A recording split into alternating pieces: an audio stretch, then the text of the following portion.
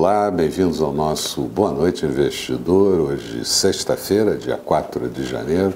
Como tal, fazemos um balanço de tudo que aconteceu ao longo da curta semana, mas nós vamos englobar o período de 3 dias antes do final do ano e os 3 dias do início do ano de 2019. E desde logo eu indico que existe um texto associado a esse vídeo com maior volume de dados, caso você precise. Na verdade, encerramos 2018 com enorme preocupação com relação à paralisação quase que proposital, eu diria, do governo americano por Donald Trump e preocupações diversas em relação ao desenvolvimento do Brexit, a saída do Reino Unido da União Europeia. Compondo esse cenário negativista, ainda a preocupação com desaceleração da economia chinesa e também da economia americana, que perdurou durante um bom tempo desse final de ano. Por aqui, muitas expectativas com relação ao novo governo de Jair Bolsonaro e à política econômica liberal de Paulo Guedes. Donald Trump seguiu fazendo pressão sobre a postura do Fed de elevar a taxa de juros, mas reduziu a carga com relação ao presidente do Fed, Jerome Powell. E também manteve a pressão sobre o Congresso americano para a construção do muro na fronteira com o México, que exigiria recursos da ordem de 5,6 bilhões de dólares, mas essa novela do muro ainda não teve fim, ainda não foi resolvida, pelo menos nessa primeira semana do ano de 2019. Esses foram os fatores que motivaram a forte volatilidade dos mercados de risco no final do ano, mas a preocupação com a desaceleração econômica da China reduziu um pouco na medida que o governo de Xi Jinping e o PBOC, o Banco Central Chinês, foram anunciando investimentos em ferrovia, estímulos novos para o crédito de empresas, ao mesmo tempo em que tentavam reorganizar o comércio internacional. Também, no final da semana, reduziu o depósito compulsório em 1 ponto percentual. Os indicadores de conjunturas apresentados em termos de economia global mostraram e consolidaram a expectativa de desaceleração econômica global. Os indicadores PMI da atividade industrial, todos eles em queda, exceto do Reino Unido, que subiu no mês de dezembro. Dados positivos, sim, sobre a criação de emprego nos Estados Unidos em dezembro, bem acima do esperado, 312 mil empregos criados do setor público e setor privado, mas a taxa de desemprego subindo para 3,9%. Além disso, tivemos na semana declarações suaves sobre a elevação da taxa de juros pelos presidentes regionais de Fed, mas o governo americano segue, como eu disse, paralisado nas suas atividades, sem a aprovação da verba para a construção do muro.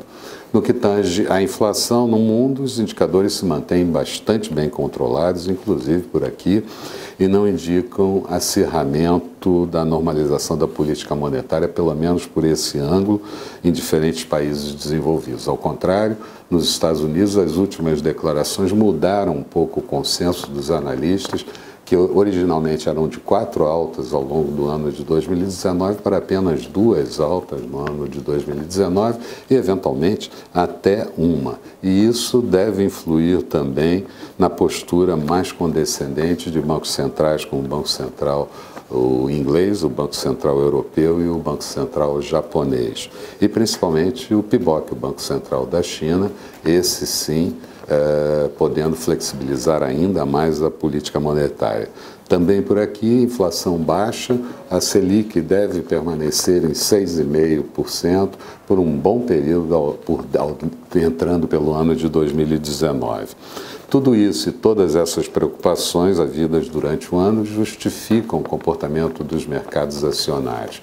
As bolsas da Ásia encerraram o ano em queda e quedas expressivas, as bolsas da Europa também em quedas expressivas, ambos os mercados, tanto da Ásia quanto da Europa, com quedas de 2 dígitos, os Estados Unidos com quedas um pouco menor, mas ainda assim no campo negativo, e nesse aspecto, mesmo com todos os problemas ocorridos por aqui, a Bovespa mostrou uma valorização no ano de 2018 de 15,03%, mesmo considerando retirada líquida de recursos dos investidores estrangeiros de 11,5 bilhões de reais, sendo que ao longo do ano chegou a estar positivo em 10 bilhões, portanto um fluxo de saída de quase 22 bilhões de reais ao longo do ano.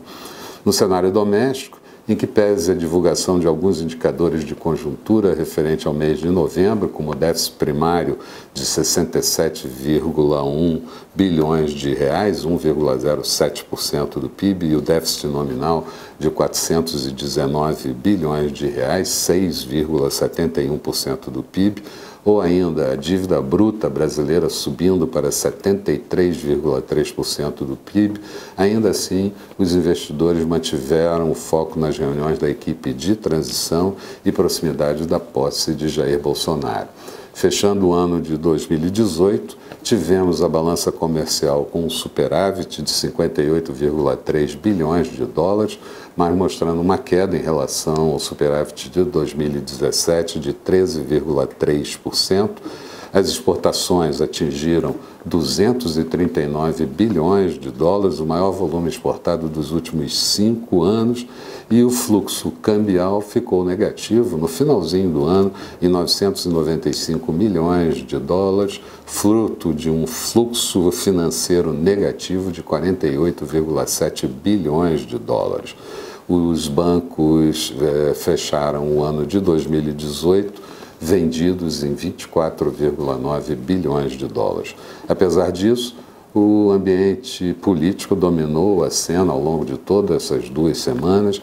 No dia 1º de janeiro, claro, tivemos a posse de Jair Bolsonaro, 38º presidente do Brasil, grande presença popular.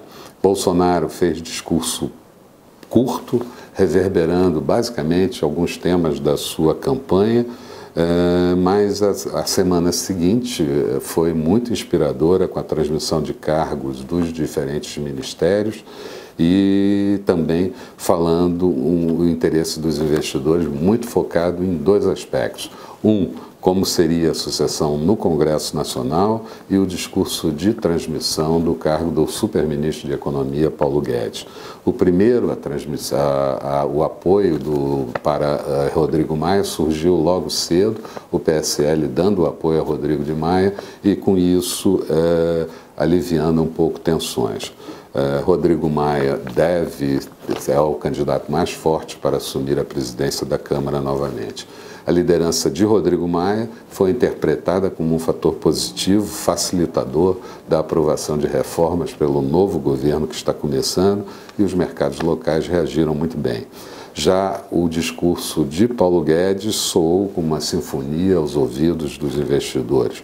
Falou de prioridade da reforma da Previdência, também da reforma tributária, outra prioridade a privatização e venda de ativos, a descentralização de recursos da União beneficiando estados e municípios, abertura da economia, foi até aplaudido por conta disso, querendo trazer de volta a carga tributária para 20% do PIB, do ponto em que estamos de 36% do PIB.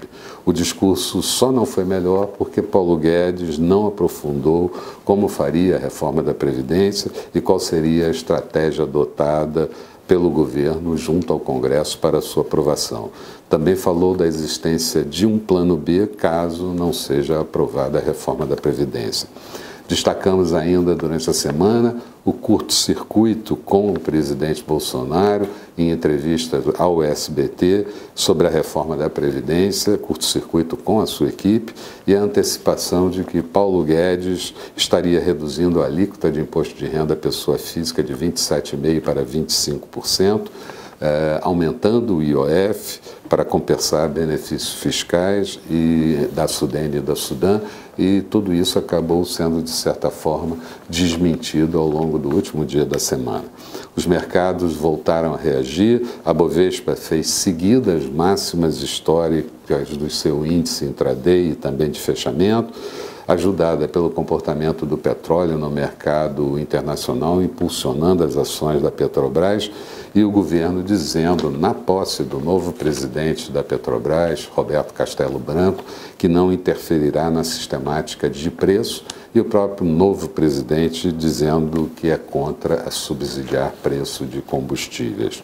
Resumo da semana, faltando ainda meia hora para o encerramento do pregão por aqui, a Bovespa mostrava uma valorização no período de 4,75%, o índice em 92.065 pontos. O Dow Jones tinha na semana uma alta modesta de 0,42%, se bem que no último dia da semana forte alta. Nasdaq na mesma condição, com uma alta de 1,66%, e dólar fechando aqui a semana cotada a R$ 3,72, uma queda de 4,05%. Falando um pouco das perspectivas para o próximo período, uma coisa parece absolutamente certa, tanto no segmento doméstico quanto no exterior, os mercados devem apresentar forte volatilidade.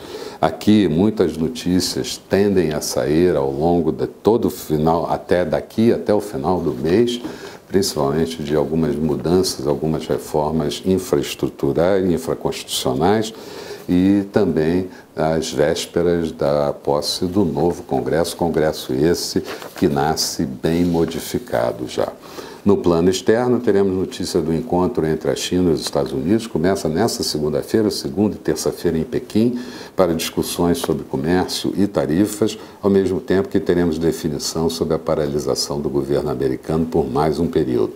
Afinal, a verba pleiteada por Donald Trump ainda não foi concedida, e o governo de maioria na Câmara democrata agora pode tornar a situação um pouco mais complicada, bem mais difícil para Donald Trump, assim como ocorreu com Barack Obama na sua gestão.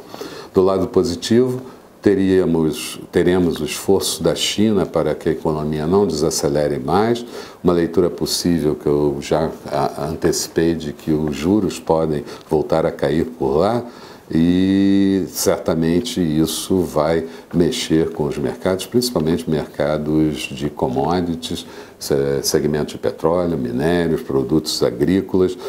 Além disso, temos que considerar todas as incertezas reinantes no mundo que pode fazer com que os bancos centrais prolonguem um pouco mais a normalização das suas políticas monetárias, concedendo espaço para países em desenvolvimento, países emergentes, se equilibrarem um pouco melhor, países e empresas. Aqui certamente teremos muito mais informações sobre o projeto de reforma da Previdência e outras questões igualmente importantes na área de economia e segurança. Também a equipe econômica pode acelerar algumas medidas infraconstitucionais, como eu disse, para dar um rumo rápido na economia, já que o governo precisa começar a apresentar resultados também num curto período de tempo. Por tudo isso, não há como fugir da volatilidade ao longo das próximas semanas nos mercados de risco, especialmente na Bovespa, que vem batendo recordes sucessivos e que precisa de maior fluxo de recursos para absorver a realização de lucro de curto prazo. E eu diria que a maior parcela de recursos estaria realmente na mão dos investidores estrangeiros, que sacaram muitos recursos recentemente e que poderiam voltar ao mercado. Eram essas as considerações que eu gostaria de fazer. Tenham todos um bom final de semana. A próxima semana, uma semana normal de 5 pregões, e nós estaremos aqui na segunda-feira esperando vocês com o nosso Bom Dia Investidor aqui bem cedinho. Até lá.